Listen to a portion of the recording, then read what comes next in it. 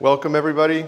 So my name's Matthias Lannis. I'm the managing director here at the Foster. We're really excited to have you guys tonight, and we're also very excited to have our artist, Tony Foster, in with us this whole week. He'll be doing another event this weekend that you might have heard of, and you're welcome to attend. So this really is the launching talk for a lecture series that we're going to be hosting next year, and I just briefly want to tell you a little bit about that before Tony gives his talk. So these are all pictures in here of some of the people that Tony Foster has traveled with in doing his journeys, his watercolor journeys, and people that have become lifelong friends to him. He'll talk a bit more about that during his talk. So really quick, this is called My Journey with Tony. It's going to be a lecture series given by Tony Foster's travel companions, or people that have been career collaborators with him. And these people are going to be speaking about their experiences, either traveling with the artist or getting to know him through other means. And we'll also have a light dinner before the presentation, just like tonight. So this will actually happen around the same time next year, 5 to 8 p.m., and then the talk beginning at 6:30. And we're going to do these once a month, so you'll get a total of 12 of these during the year. And we're really excited about this because it's our first big internal event at the foundation. For those that don't know, the Foster opened in February of 2016. So we're still fairly new, and we're still building up our programming. Why are we doing this? We're doing it for you guys to gain a better understanding of Foster's work from different perspectives other than the artist himself. And then how you can get involved in these is by joining our newsletter. So if you're not yet on the mailing list, there's multiple opportunities to do so here. You can talk to any of our staff after this talk, and we'll get you get your email filled out. Or you can also go to our website and log in and under Join, put yourself in there. So if you're on our newsletter, you'll get links to these different talks, and then you can sign up for them and RSVP. So the first 3 talks, just to give you a teaser, the first one will be held by our very own founder. Some of you may know Jane Woodward. So Jane actually traveled with Tony and has been a long time collaborator and supporter of Tony's. And this talk will be specifically about her trip rafting along the San Juan River in Utah with Tony and a bunch of their friends. So the next talk will be in February 11th, and that's going to be by an individual named Skylar Doherty and his friend Matthew Hempworth. The two of them traveled with Tony along the Annapurna circuit in Nepal, and also joined him as he was doing paintings of Machu Picchu. Those paintings, we have them here actually in beauty. So that's one of the more beautiful mountains in the world. And then I'll actually be giving another talk. I had the very good fortune to travel with Tony in the north of Chile in fall of 2015.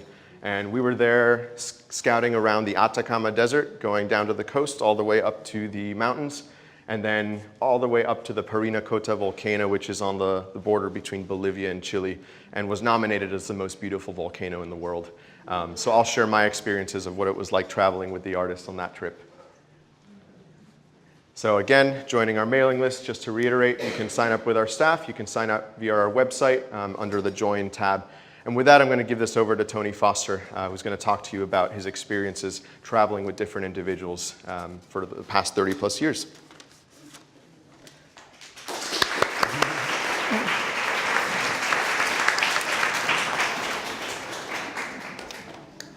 Thanks, Matthias. I've got to say that, of course, my talk isn't called Traveling with Tony. It would be rather boring if it was.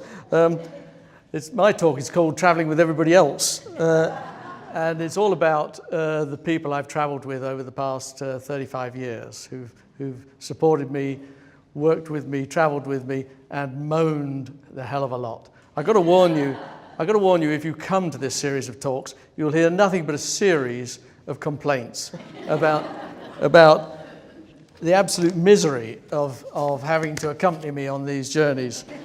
Having to carry monstrous heavy packs up mountainsides,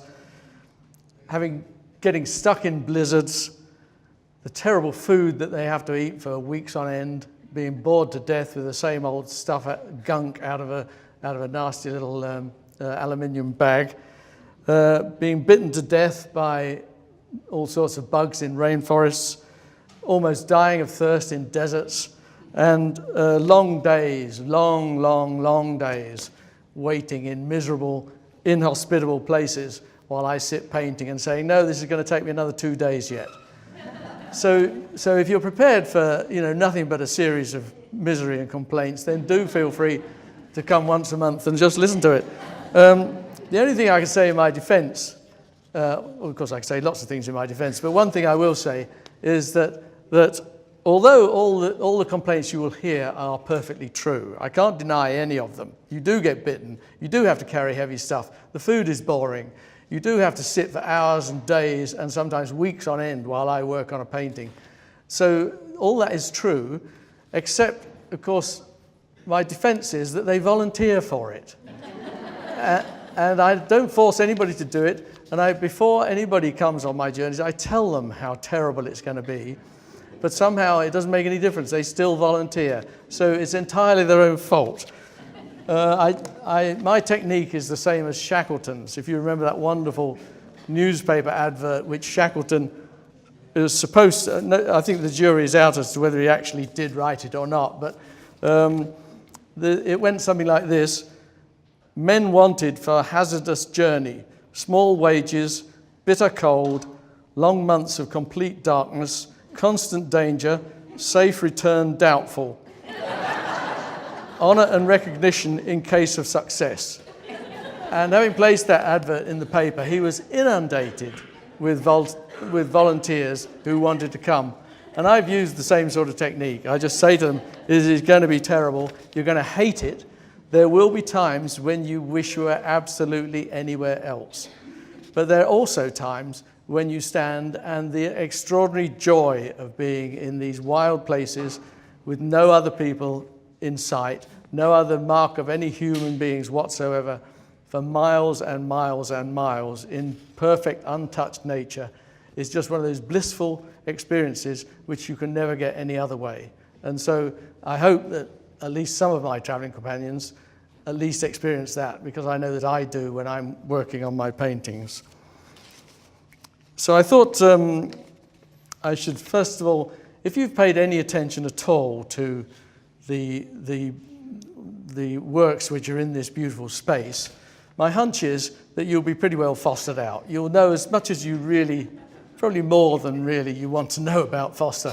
And so it seemed to me this wasn't an opportunity for me to blow my own trumpet any further than it's already been blown by the wonderful surroundings.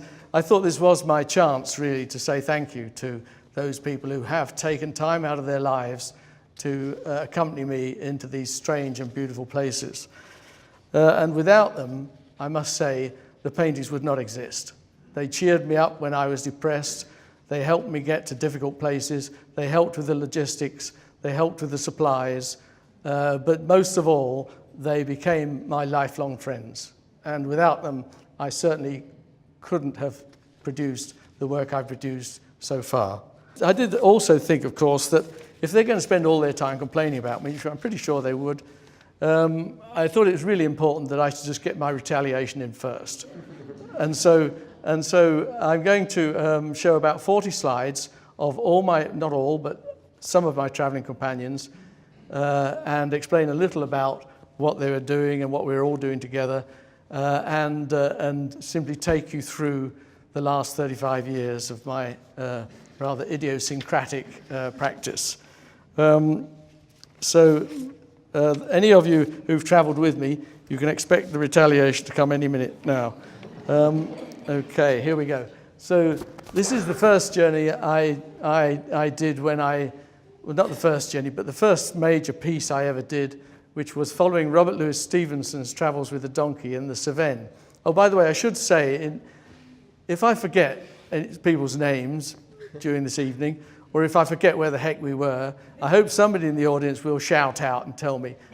My excuse is that I only arrived from London last night. I'm jet-lagged, and my brain isn't functioning quite as well as it should. So that's my excuse. This is my friend James Revilius, a very, very fine photographer, becoming famous since his death about 12 years ago. He's got more and more famous, as often happens with creative people, but a wonderful traveling companion. We followed Stevenson's route on Travels with a Donkey in the Cevennes. We learned very early on that donkeys are terribly unreliable things to try and get to carry your stuff. And so instead of a donkey, we elected to bring a golf trolley. And so we dragged that golf trolley 125 miles across the mountains of France, carrying James's photographic equipment and film, and my painting equipment. You see my aluminium tubes there. We did a show together in London, which theoretically was a great success, sold quite a lot of work, was well written up in the newspapers and things. Everybody thought it was a huge success until I got the check for the resulting sales. And by the time everything had been taken out of it, 2 years' work had shrunk down to about 2 months' wages. And I thought, I can't possibly survive on this. And so I thought I'd spend the money going to New York and see if I can find someone to represent my work there. And so my career in the United States started. There's a lady here from Maine this evening. This is Maine, this is Moosehead Lake. I think it's the Penobscot River in Maine. My next series was following Henry Thoreau's travels in wild places. I started, of course, at Walden Pond, and then went up to Maine and followed Thoreau's route through Maine, up the Allagash, the Penobscot, Moosehead Lake, and so on. And this is my very good friend, Parker Huber, a world's great expert on Henry Thoreau. He's written several books on him, and he volunteered to come with me.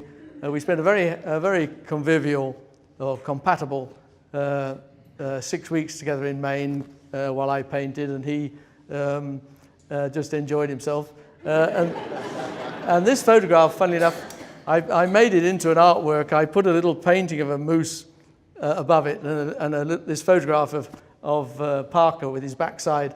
So Parker's backside is actually shown in the Centre for British Art in Yale, a fact of which he's very proud. And here is Parker with clothes on. And this is in the Sierra Nevada. Our next trip together was along the John Muir Trail. We started, of course, at Yosemite and ended up at Lone Pine, 215 miles, I think.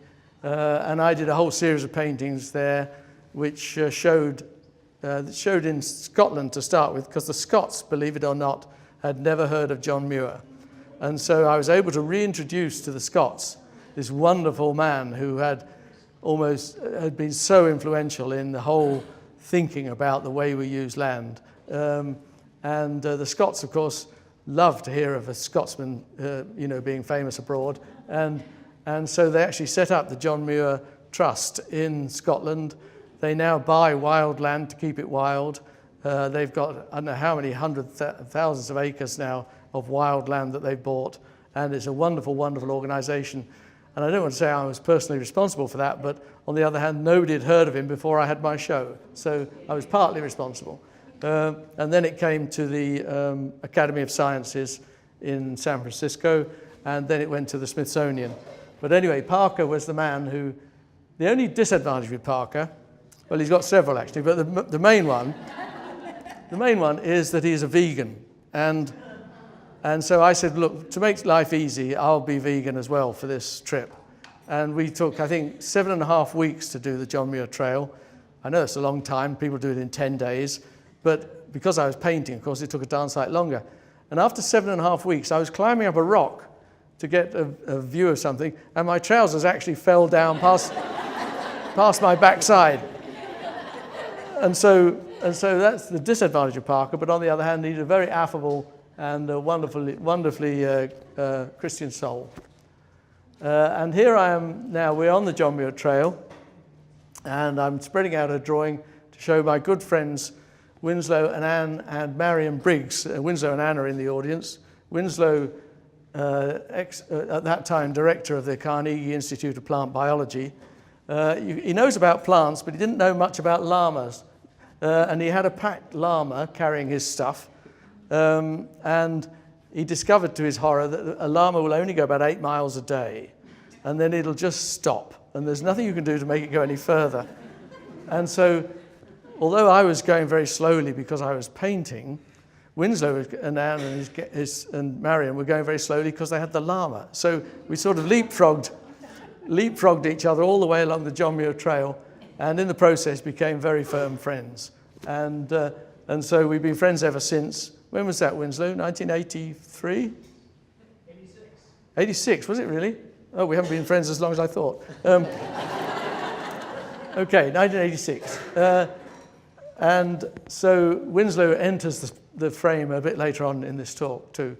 Now here we are, we're just now going down the Grand Canyon. This is Parker again, abseiling down, and this is my very great friend Bill Brace, who was the director of the Department of Earth and Planetary Sciences at MIT, and one of the world's great geologists, and just a marvelous person. At first, when I met Bill, he thought I was a complete waste of space. I first met him when I went to borrow a canoe to do the Henry Thoreau canoe journey down the Concord and Merrimack rivers.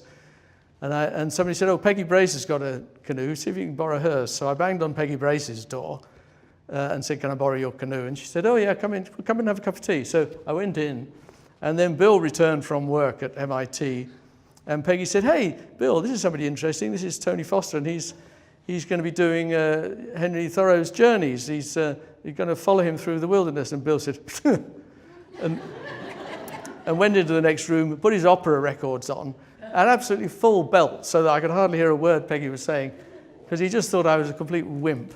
And anyway, he came to the opening of my show in the Centre for British Art at Yale, and he obviously thought I got something that he quite liked. And so he then said, well, you should go and do John Muir next. And I said, well, who the hell's John Muir? I've never heard of him. And he said, oh, well, he's this Scots guy, and told me all about him. But he said it as a joke. He thought I was too much of a wimp to actually go and do it.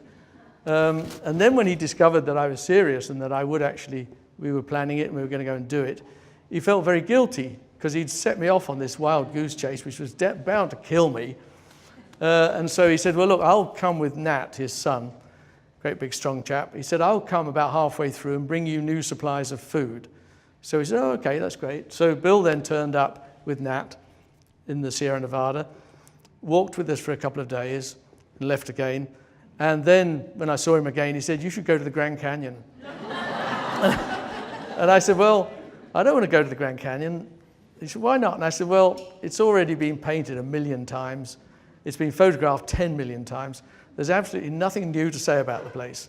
And he said, look, I'll tell you what, I'll pay your expenses to come. And if you don't like it, you don't have to pay me back. And so I said, oh, okay, cool. I'll just have a trip to the canyon on your expense, and I'll just dislike the place.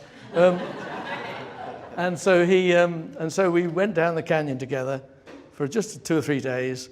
And of course, as soon as I was over the rim and walking into the canyon, I just fell in love with the place entirely, which of course was terribly costly because I had to pay him back. But on the other hand, we did many canyon journeys together, some quite long journeys of 30 days in the inner canyon. And Parker and Bill, every 10 days, would go back to the rim and fetch 10 days food and bring it down. And we'd walk on for another 10 days. I'd stay down there. We'd walk on for another 10 days. And so we would proceed. And I believe together we walked maybe 400 miles of the canyon, something like that. So if you do that with somebody, you either love them or hate them. And Bill was one of my greatest friends, and a huge influence on me, and a wonderful geologist. And through him, I learned, I don't know anything about geology except what it looks like. I don't know why it's like that, but through Bill, I learned how to look at a landscape in a geological way. And he taught me an enormous amount. He died, I think, about 12 years ago of a heart attack. And this is his son, Nat, who also came with me on several canyon journeys. Nat now became a Microsoft millionaire very quick. And there he is frying an egg using it. We hadn't got a slice, so he's using an Altoid, flattened out Altoid tin lid for the egg slice. Now we're in the rainforests of Costa Rica. After I'd done the whole series about the Grand Canyon, I thought I was going to do a series about deserts. So I started doing work about deserts, but I realized that it wasn't going how I wanted, and I realized it was because it was too much like the Grand Canyon. It was, the colors were the same, some of the shapes were the same. It just wasn't giving me the kind of inspiration that I felt I needed. And I thought, well, the answer is to go and do something completely opposite. And so I thought, well, what's opposite to a desert? A rainforest. So I thought I'll go to Costa Rica for a month and see if I can actually make paintings about rainforests. And so I went, and sure enough, for the first 3 weeks, it was utter misery. You're bitten to death. It's sweltering hot. You're covered in mud. It's just absolute misery. But on the other hand, it is fascinating. And it was, luckily, after about 3 weeks, you cease to notice the bites. You cease to notice the sweat. You cease to notice that you're covered in mud. And you just kind of get into the place. But it does take 3 weeks. But anyway, these were I stayed in a kind of very rudimentary scientific research station in Costa Rica. And these are the scientists who were working there, who at first were, I wouldn't say they were hostile, but they certainly were very friendly, because they thought I was taking up a space that a scientist should have. And so I just got on with my work. I ignored the fact that they wouldn't speak to me. I would go in and have my meal. I would go out, work all day. But of course, being scientists, the wonderful thing about scientists is they are incredibly curious. And so in the end, their resistance broke down, because they had to know what the hell I was doing and why I was doing it and what I was doing sitting there day after day with a drawing board and a sheet of paper. And so gradually they kind of said, well, in fact, one of them said, I'll tell you what, I could tell you the name of every single plant you've drawn there in either Latin or English. And I said, I don't want to know, thanks very much. And they said, well, no, why don't you want to know? I can tell you everyone, Latin or English. I don't, I said, there's already far too much information coming in for me to process. The last thing I want to do is be bogged down with what these things are called. It's hard enough figuring out what they look like. But anyway, they since have become very good friends, and I still communicate with some of them, even though that was, 20 odd years ago. And here we are at Death Valley. So after the rainforest, of course, I did go back to the idea of deserts. And that was the right time to do it, because then I fell in love with deserts. I was enthralled by them. And here we are in Death Valley before we start walking. We walked across Death Valley in order to do a long painting from one side and then walk across and do a painting from the other side. And so let's see, who's here? This is Matt Hawkes, who's the son of a very good friend of mine. Matt had just qualified as a doctor, thank goodness, because somebody nearly died on that particular trip.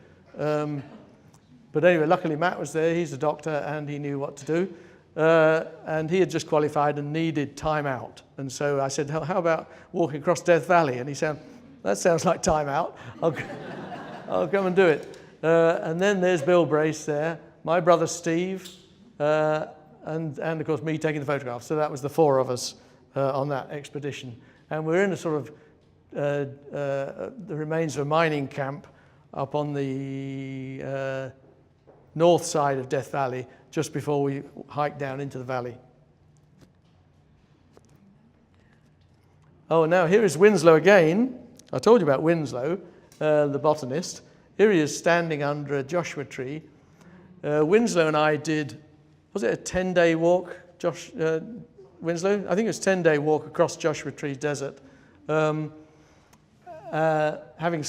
cached water before we started in certain places, so we knew we could walk in between the water caches.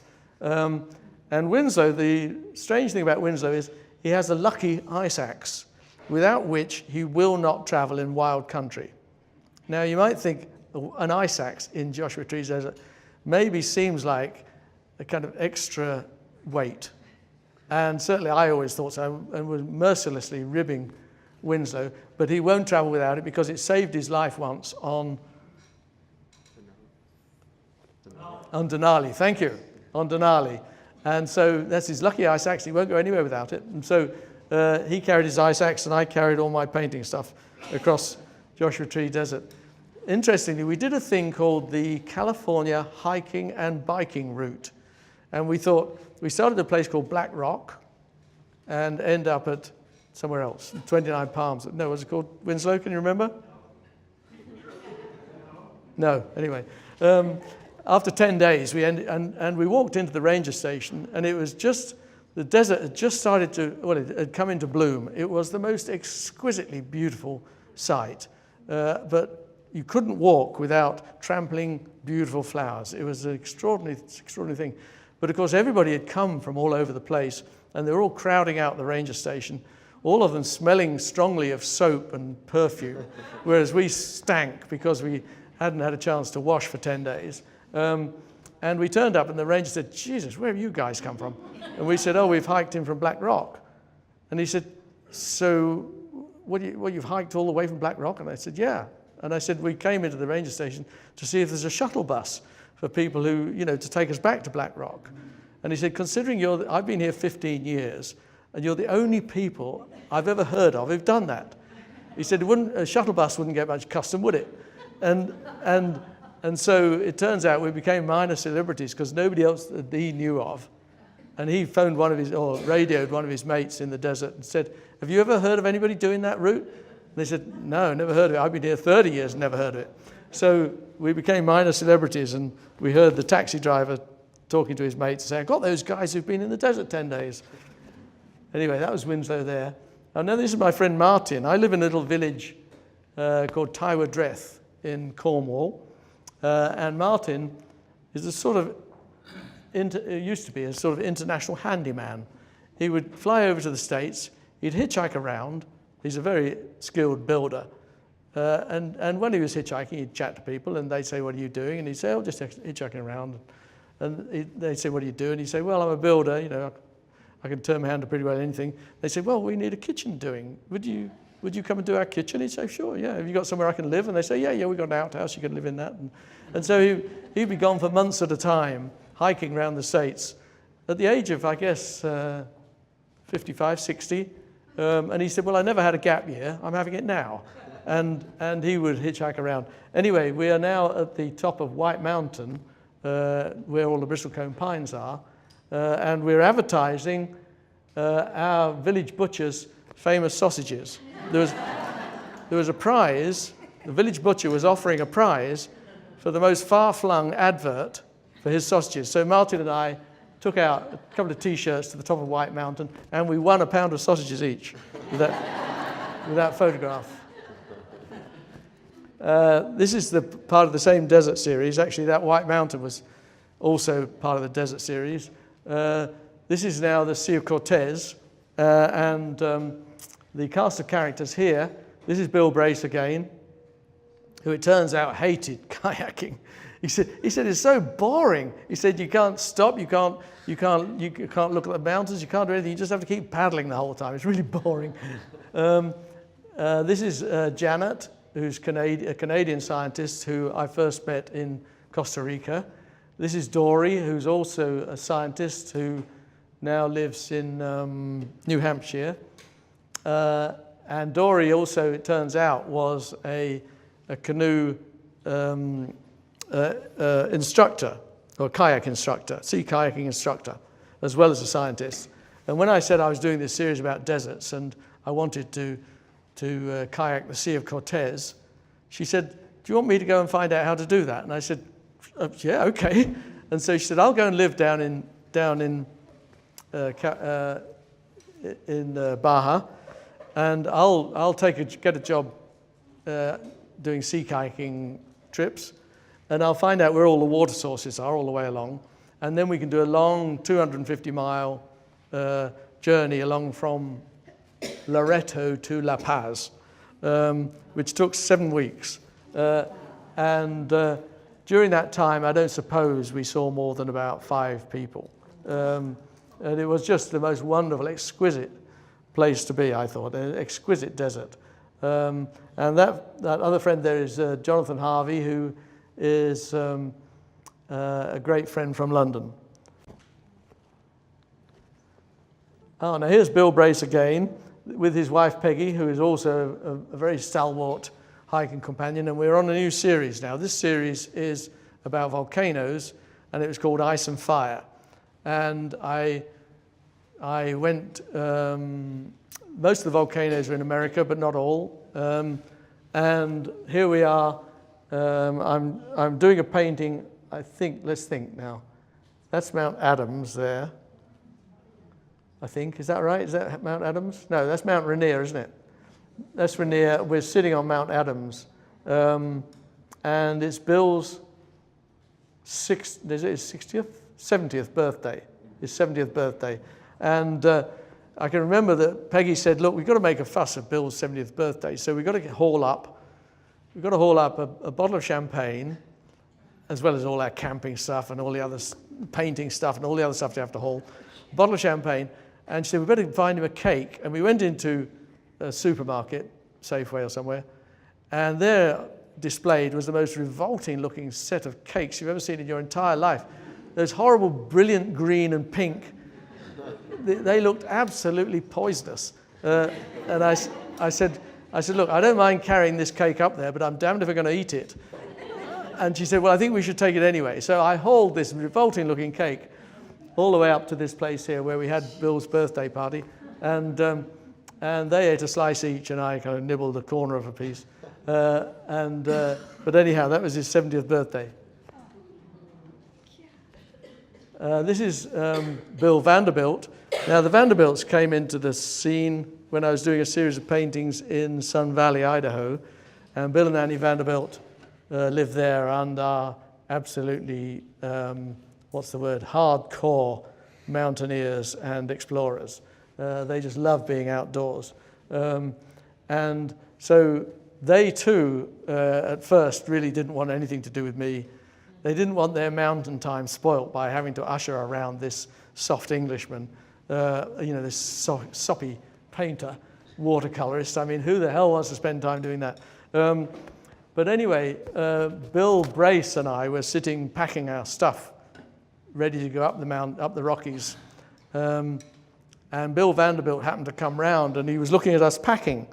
And he said, oh, so I see you use that Kelty pack. Yeah, that's right. And I see you're using the MSR Whisper Light stove. How do you find that? And we were chatting about equipment, and as we were packing, you could see we packed exactly the same stuff in exactly the same way that he did. And he thought, oh, I can see these guys might know something about what they're doing. So he said, I'll tell you what, I'll come with you on the first day just to show you the way into the mountains, the route. So I said, okay, that's fine. And so off we went. And Bill, of course, we were carrying, 50 pounds, probably, 48, 50 pounds. Bill Vanderbilt wasn't carrying anything.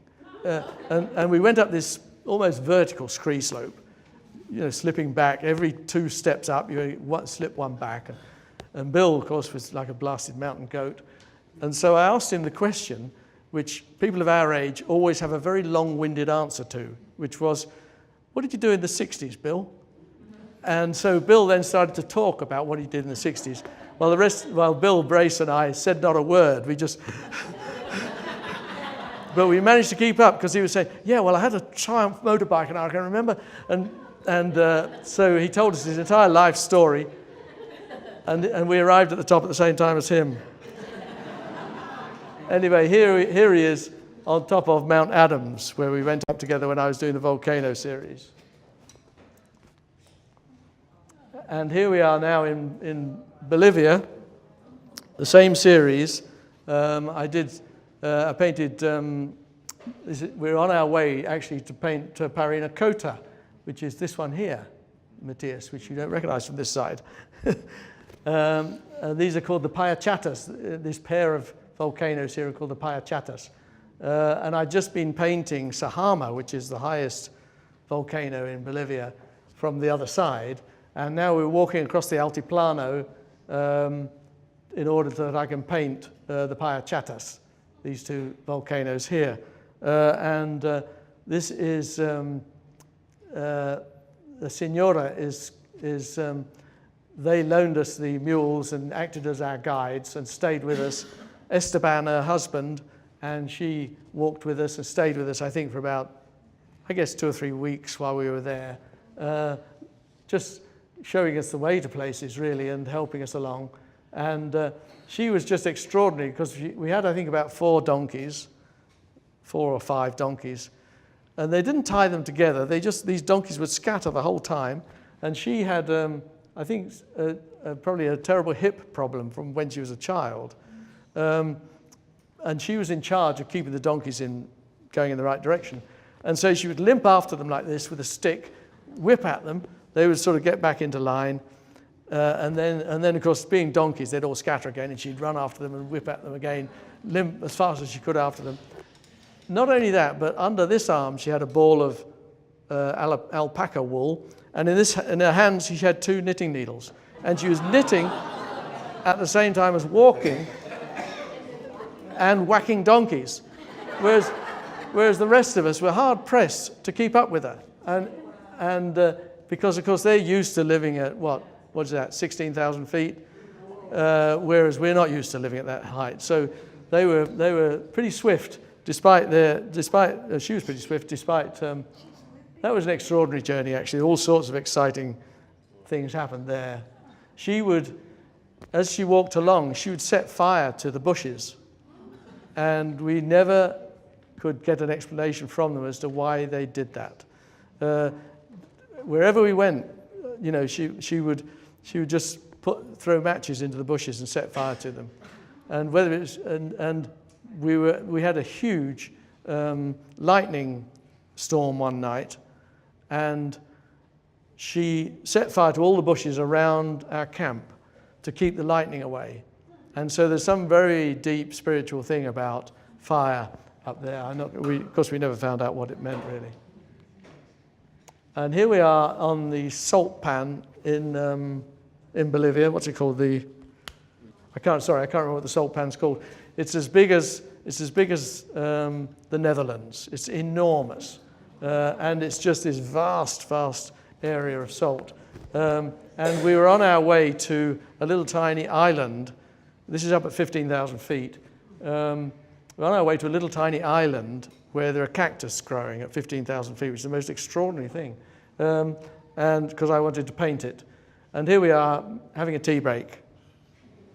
We have to have a tea break every 2 hours. That's one of my firm rules, that wherever you are, I don't care where you are.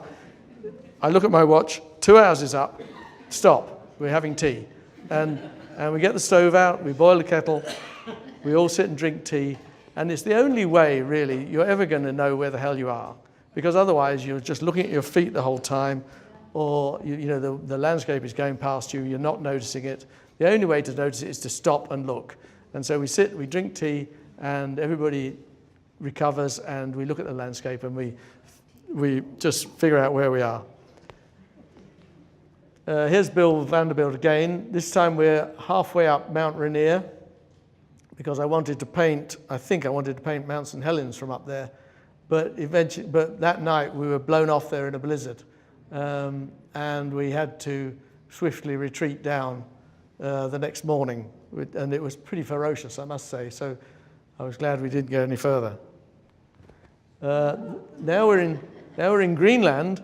This is my friend Peter Murray, who is Bill Vanderbilt's brother-in-law. And he desperately wanted to come to Greenland until he got there. They say about Greenland, they do say, it's a wonderful place to go, provided you've been everywhere else first.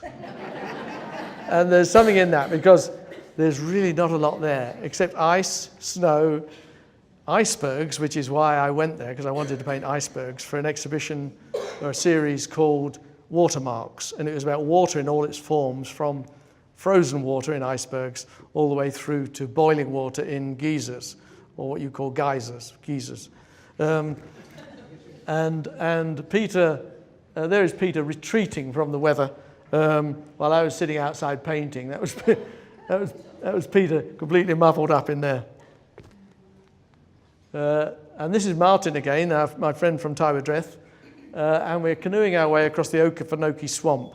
This is also part of that same series, Watermarks, swamps, underwater, rivers, waterfalls, as I say, geysers, icebergs, water in all its forms.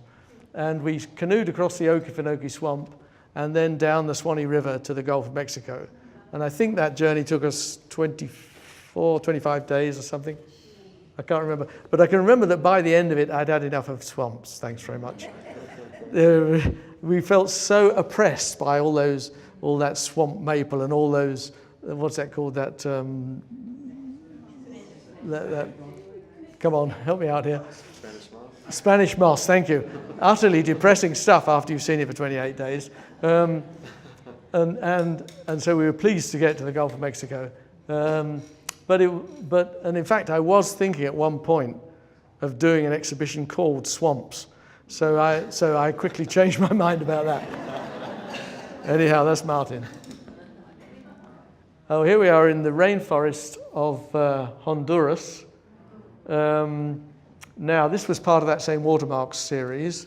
And what had happened was that, well, it's a long story this, but anyway, to cut it short, I'd raised the money for a couple of schools in Honduras to be built after Hurricane Mitch. And in order to thank me, the local tribe who built the schools, they said, we will organize a trip down the Plátano River for you, a rafting trip. So we did a 14-day rafting trip through absolutely, completely untouched forest, which was the most wonderful, wonderful thing. Quite dangerous, it turned out, because the two local guys who were dispatched to guide us knew nothing about rafting. So after we'd only been in our rafts about 3/4 of an hour, when we suddenly arrived at an enormous waterfall, which they either didn't know about or had forgotten. And I was sitting in the back of the raft, along with Jorge, the local guy, and the front of the raft went over, and it acted like a catapult, because it went fish like that, and absolutely shot me out of the... I went sailing through the air and splashed into the water from a height of probably 20 feet, I suppose. And I was perfectly unhurt, except that my teaver washed off my foot and washed off down the river. And so the rest of the journey, I was wearing one boot and one teaver. And I ended up with trench foot in my right foot, because it was just so, the whole thing was so rotten. But anyhow, it was pretty grim to start with, but gradually, as I say, you get used to rainforests. And gradually we got used to it, and everybody, I think, looks back upon it as, well, in fact, I think my friend Chris Mazzola, who came with me, he said, well, I've got to say, Tony, that was terrible, but it was a true adventure. And I think it was. Here we are, in fact. This is, you see this inscribed rock, which is the most incredible thing. Nobody knows who did these inscriptions or why some ancient civilization did them. We found all sorts of marks that nobody knew anything about. Nobody knew who'd made them, why, or when. This is a rock in the middle of the river. This is Jorge, who was really in charge, and he was one of those people who at the time seemed to be about 6 feet tall. I mean, he was just an immense personality. He and Ricardo, the two of them, if you gave them a machete and left them alone in the forest, they could live perfectly happily in there for months, forever probably. They just knew absolutely everything about the forest. They were wonderful. So that's those two who are our guides. And then this is Bill, oops, back. This is Bill Vanderbilt again. This is a Honduran friend whose name just escapes me. Chris Mazzola, society dentist from Sun Valley, a good friend. He fixed, what's his name, Schwarzenegger's teeth. There's me, Annie Vanderbilt, and Annie and Bill's nephew, Michael. So that was the party in Honduras. And here we are now in Guyana. This is all part of that Watermarks series. And this is a friend from Geneva, Mike Nathan, who is the world's greatest expert on mosquitoes. He worked for the World Health Organization in vector control, I think, which means killing mosquitoes, basically, I think it means. And that's his wife, Viv, and his son, Richard. And anyway, they had lived in Guyana for a long time while he worked for the World Health Organization. And he said, you've got to go to Kaieteur Falls. He said it is fantastic, and you'll love Guyana, it's fabulous. Well, we got there, they hadn't been there for quite a long time, and Guyana is a pretty lawless place. Unfortunately, it has no middle class because they have a British education system, because it used to be a British colony. So they have a very, very good British education system. And all the middle class, as soon as they get qualified, they leave. They're doctors, they're nurses, they're accountants, they're architects, they're all professionals, and they all leave. And they come to Britain, they work in our health organization. They come to America, they come to Canada. They're very much in demand because they're hardworking, they're intelligent, and they're well educated. But what it means is that Guyana is left as a kind of lawless place and almost hopeless.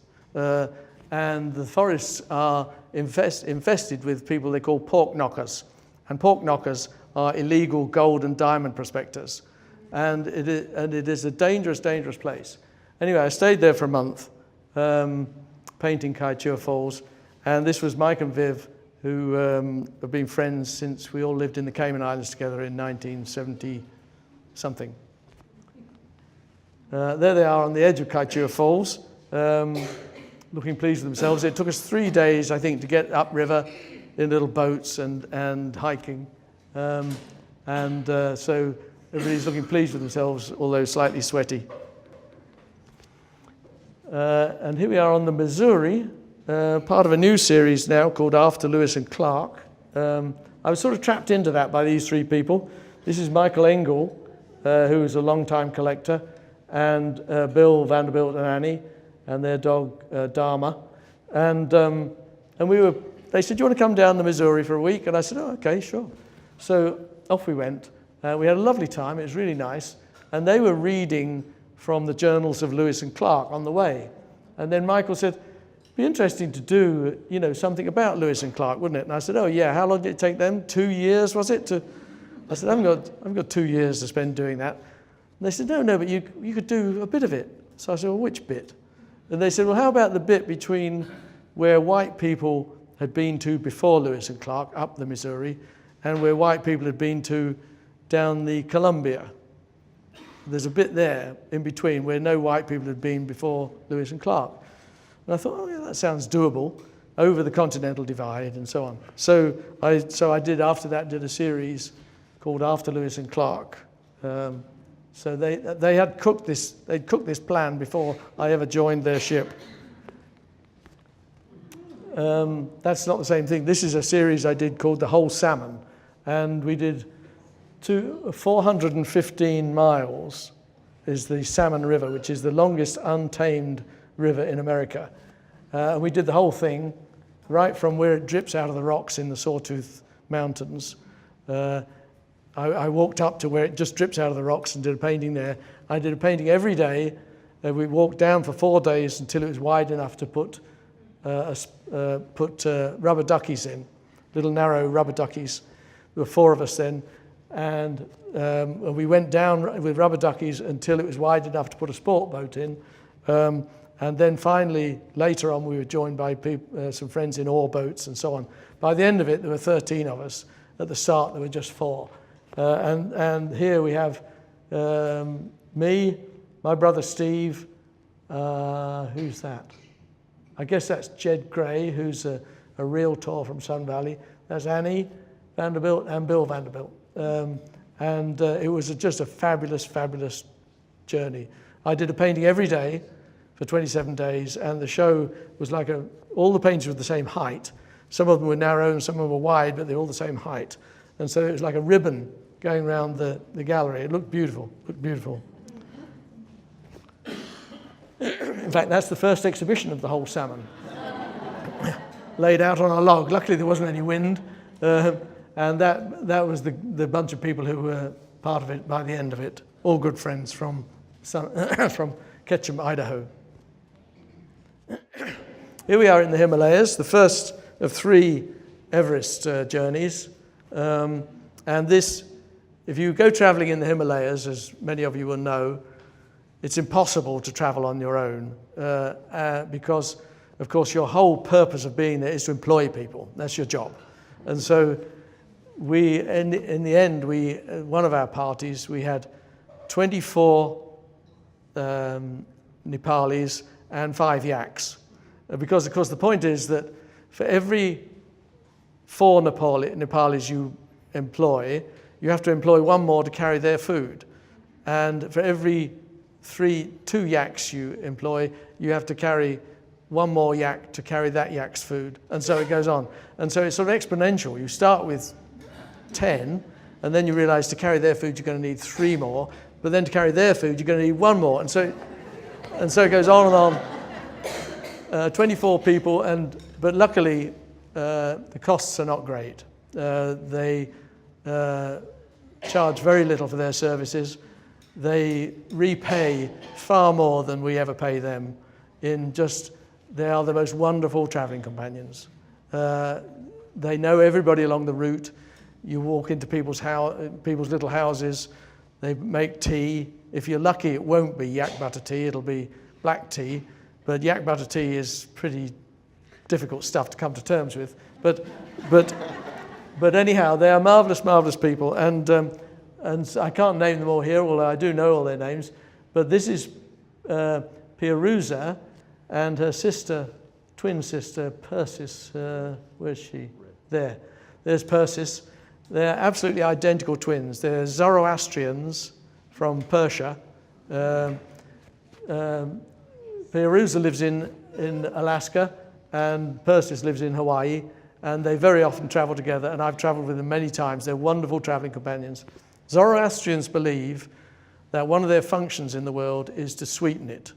And so they are just the most marvelous people, because when you're tired, irritable, fed up, and just wishing you were anywhere else, they will suddenly produce from their day packs something that will cheer you up. It might just be a piece of chocolate, or it might be a song sheet that you can all sing, or it might be, but there's just something about them. They are magic people. And there is Mike and Viv, who we last saw in Guyana. Who else? There's me, and I guess the rest are Nepalis, all my Sherpa friends. Here are 3 of the porters. Look at the size of this stuff. They are supposed, by their union rules, they're supposed to carry 60 pounds. And quite a lot of trekking companies load them down. They make them carry 70 pounds or 75 pounds. And that's unconscionable to me, because a porter only costs about $5 a day. And if you can afford to get yourself to Nepal, and you can afford to go on a Himalaya trek, you can certainly afford to pay the extra to have enough porters. And so the Sirdar, who's in charge of all that sort of thing, I'd say, now, has everybody got less than 60 pounds? And he'd say, yes, sir, yes, sir. I said, well, look, these look a little heavy to me. Go and find another 2 porters. Yes, sir. And he'd go and find a couple more porters, and just to make sure everybody wasn't loaded down, because these guys are marvelous, and they earn every penny we give them. Here we are. This is on the 2nd trip now, which was to paint, no, the 3rd trip actually, which was to paint the east face of Everest. Nobody else has ever done that. In fact, nobody else has ever painted all 3 faces of Everest, but I have. Although I didn't set out to have a world record, it's just that it turned out that way. And we had to get the yaks up through this virgin snow over that little notch there, and then we had to sort of turn down, round here, up here, and then over here, and we ended up over here somewhere. But the yak herders were very reluctant to take their yaks up there, because, of course, a loaded yak, when it can't see where its feet are going, can easily break a leg, because, of course, it can go between 2 boulders, lurch over, and break a leg. And if a yak breaks its leg, then, of course, that's absolute destitution for the poor yak driver, particularly in Tibet, where they're really, really poor. And so they were very reluctant to do it, but we persuaded them. We said, well, we'll go first, and we'll break the trail, and then the yaks can come up after. And so that's what we did. We went first. Actually, Curt went first, because he's the biggest. And I followed Curt, because he'd broken trail for me, and we went over the top, and luckily no yaks broke their legs. Oh, this is my birthday. I can't remember which birthday it was. I think it was my 60th, 62nd, 63rd, I can't remember. But anyhow, and they'd made me this one, this is up at 17,000 feet. They'd made me a wonderful light sponge cake. They'd put a model of Mount Everest in it, made out of sugar. They'd inscribed "Happy Birthday, Tony" around the edge in honey or in syrup, and they'd found 3 candles. And how anybody can make a wonderful light sponge cake up at 17,000 feet using only a Primus stove, it just seemed extraordinary to me. He made another one when we got a little further down, which was actually a marbled chocolate and lemon sponge cake. The most beautiful thing you've ever seen on a Primus. And I mean, it's mind-boggling what our cook, Ram, who I've traveled with many times, it's marvelous what he can do. Anyway, there we are celebrating. You can see my face is all swollen up here and my hands are too, because I'm suffering from altitude sickness. And in fact, the next day I had to go down to 14,000 feet and go and get myself attended to. I was stuck in a gamma bag and given oxygen and so on until I recovered. Here's Kurt up at North Face, just below base camp, and he's sending his blog. He did a daily blog. I was merciless with Kurt. I said, "Kurt, nobody's going to read this crap. Who cares? You know, nobody wants to know what the hell we're up to." But anyway, I got home and Anne said, my wife, she said, "It was really wonderful having Kurt's blog to find out what you were all doing and you know, just to know how you were getting on and everything." And it was just a marvelous thing. So Kurt, I apologize for my rudeness. I have this natural suspicion of technology and you know, it seems to me, why do you want to carry all that stuff? But Kurt knew better. So I was wrong and he was right. Oh, and here's Ram the cook. And this is the cook tent up at the east face of Everest. And you can see it looks a little disorderly, but in fact he's got everything under perfect control and he turns out meals on time. I wouldn't say they're all delicious because they're not. They're a bit boring mostly, but on the other hand, when you're that cold and you've done a lot of hiking, anything tastes marvelous. And here's the party at the end of the East Face trek. The East Face trek was the hardest. The East Face is the hardest to get to. It was pretty grim most of the time. Everybody was cold, desperate. We were stuck in a blizzard for about 3 days. It was pretty grim. And so when we got back down to a reasonable level, everybody was so relieved that we stood and threw our hats in the air. Oh, and here I am. Now this is from when I was doing the painting of Machu Picchu. Thank you. Thank God he's here. Machu Picchu. And the party split up. I was with 3 friends, who actually 2 of whom are going to give you a talk next time, or the time after, Skylar and Matt. But we split up in order that I could do the painting of Machu Picchu, and I was with these 2. This is Ram the cook, and this is his name I can't remember, but the porter, very nice guy. And they set up this wonderful shelter for me so I could sit there and paint while it was drizzling, which it was quite a bit. And you can see we've built a rudimentary easel. Here's the easel propped up on this old dead tree, and I was able to sit and paint reasonably happily, as long as it didn't rain too hard. Here we are coming down from Annapurna Base Camp. The last painting in that Machu Picchu series was done from Annapurna Base Camp, and this is Ram on his way down. No, this is Ram here, I think. Anyway, this is two of the party on their way down from Machu Picchu from Annapurna Base Camp. And that was that same party. So this is Skylar. Matt's here somewhere. Where's Matt? There's Matt. There's me. And there's Joel. These 3. One of the great rules about traveling in wild places is never have a party of 3, because 2 will always gang up on the 3rd. There'll be fights, there'll be tears, everybody get miserable. And strangely enough, these 3, Matt and Skylar, were already friends, but Joel, these 2 had just left Stanford, so they were young and full of vim and vigor. And this is Joel, who was studying art at the Ruskin University in Oxford. And he is the grandson of a good friend of mine. And so he came too. And the three of them, when they went off with Kurt actually, but they bonded together marvelously well, and they've remained friends ever since. So that completely overturns that rule that I've always had as an iron rule in traveling. Here we are in, let's think, what on earth was I doing here? Oh yes, this is when I was doing the Sacred Places show, and I am in, where am I? You showed this picture a little earlier. Anyhow, we had to go on horseback. I remember that part. And we had a Native American guide, that guy there. And this was my horse here, which is called Perky. And I'm no horseman. I've ridden a horse. I rode a horse up a mountain in Haiti once. And I've ridden a horse in the rainforest once across a river. But really, I wouldn't call myself a horseman. But anyway, we spent 3 days, I think, going up and down the Canyon de Chelly on horseback. And Perky, my horse, apparently was a retired racehorse, or used in local races. They didn't tell me that until I sat on it. And it would absolutely belt to the front. It would go running to the front. And luckily, I learned that I'd get a stick and I would just hit it on the nose, and then it would slow down. And it would wait for the others to catch up. But unless I kept checking it like that, it would absolutely canter off. And I was always in danger of falling off the damn thing.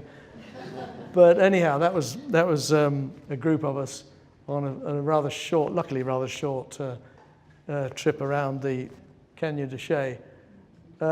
Here we are now. This is all part of the Sacred Places thing. This is Bill Brace's, my friend Bill Brace, who I spoke of earlier. This is his last trip.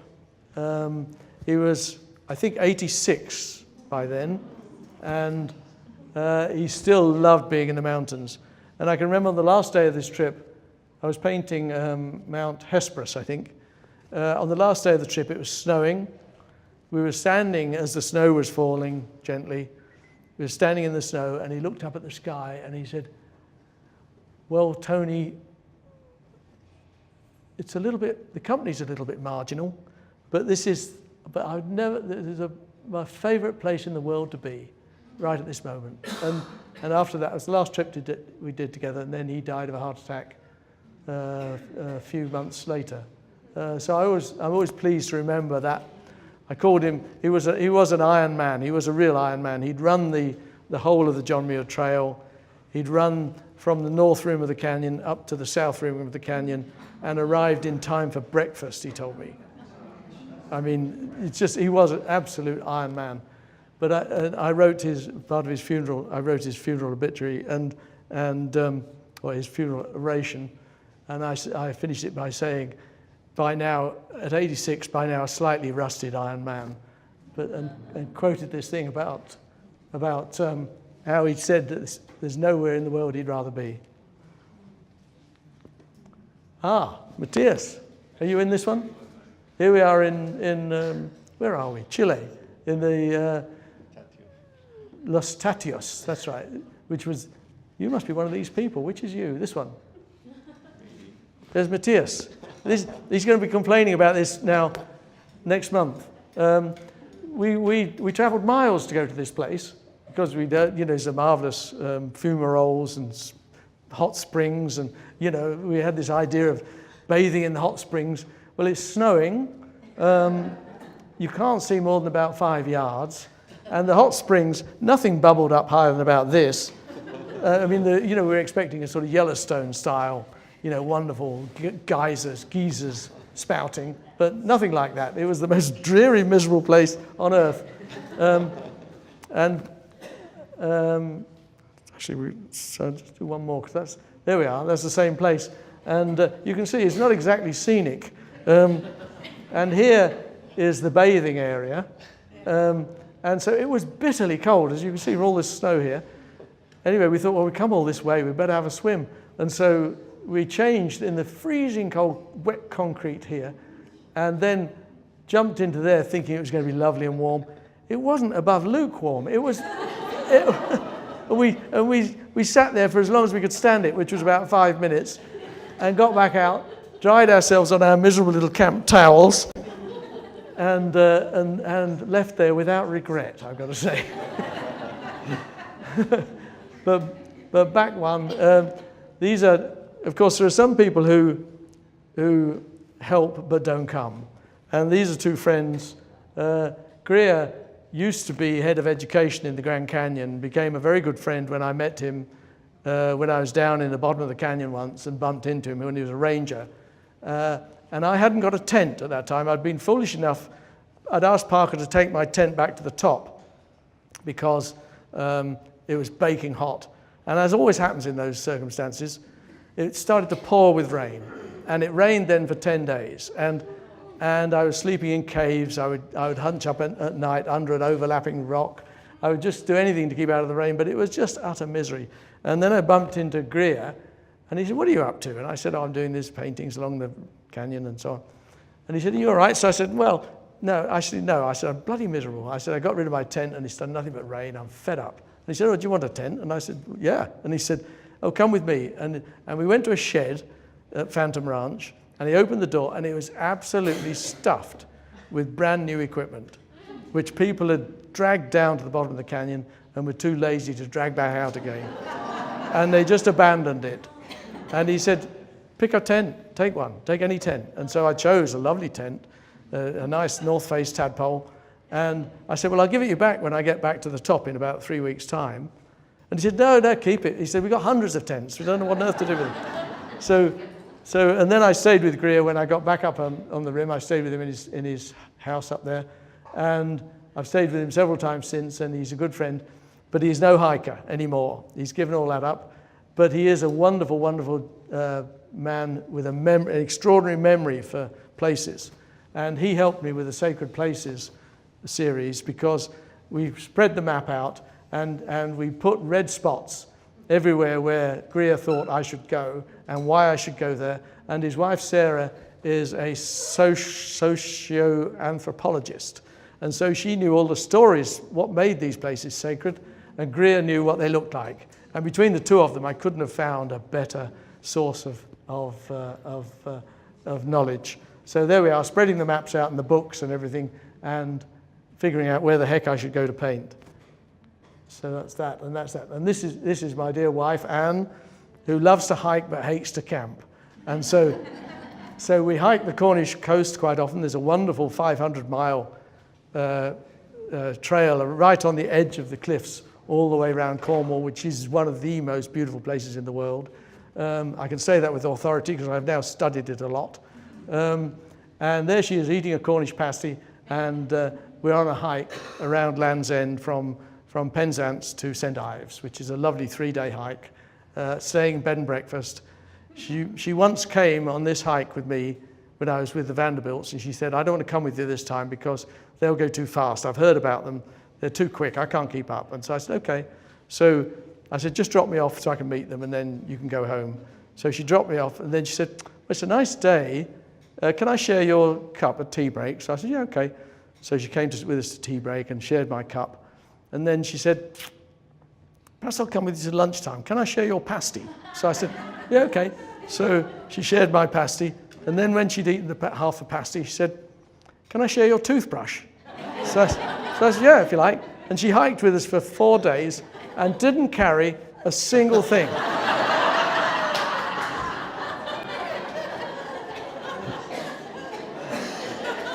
So that's my wife, probably a darn sight more intelligent than me.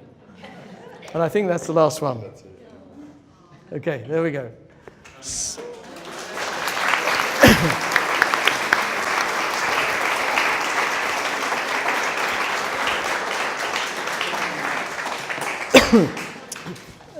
Those of you who are hikers will know that you resent every ounce you have to carry. And I know that some of you will have seen in the display cabinet outside my paint box, but I believe in minimalism. I carry as little as I possibly can on every occasion, and this is my paint box. And every single brushstroke of every single painting I've ever done in 35 years has been done with this box. Even when I'm in my studio in Cornwall, where I could have a box, the size of a piano keyboard if I wanted to, I still only ever use this box. I know it so well, I know where everything is, and it's just the most marvelous thing. It's a Winslow Newton Bijou number 2, and it's a marvelous thing. I don't know why anybody ever carries a bigger box. I can't think of any color that I need that I can't find in this box. So if anybody's got any questions, I'll happily answer them, or try to. Yes, Kurt? You skipped about 8 slides back, the river trip, with the girls' river trip. You skipped the slide there. Is that right? And I thought you might want to acknowledge that. Let's go back then, because it was an important trip, actually, because it created the genesis for this entire... Oh, there we are. I'm sorry. Wow, that certainly wasn't a Freudian slip. Because, of course, I talk about hardship, and I talk about misery, and I talk about just how dreadful the whole lifestyle of mine is. And here I am with a bevy of wonderful women. This was a trip organized by Jane. And it was during this trip, which was what, an 8-day trip, Jane? 9-day trip, down the San Juan River as part of the Sacred Places exhibition. In fact, Jane is sitting underneath the paintings that were done on that trip. And I was sitting happily painting and sitting on a rock in the river painting. And Jane came and sat next to me to share a tea break. And she said, I've had this idea. And when Jane says, I've had an idea, you know either to run or listen seriously.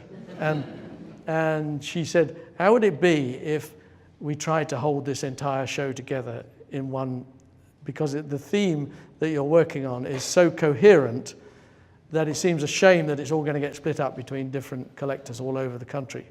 And from that sprang this wonderful place. And of course, this is, in my experience anyway, and I think we've all tried to find a parallel organization or institution somewhere.